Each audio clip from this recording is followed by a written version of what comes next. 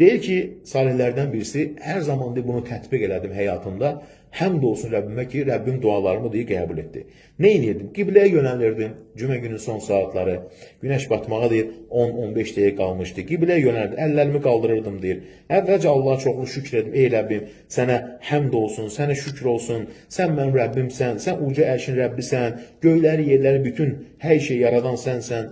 Sonra Peyğəmbərə çoxlu salavat gətirirdim. Sonra əstəğfurullah, Allahım günahlarımı bağışla deyə dua edirdim. Ondan sonra deyir, ürəyimdə olan bütün istəklərimi Allahdan istəyirdim. Yəni, Allahım övladlarımı salih qullarından eylə, ruzi qazancımı bol eylə, borcun sıxıntım varsa aradan qaldır. Yəni, Allahım yardım eylə, öhdəsindən gələ bilmədiyim işlərə mənə yardım eylə.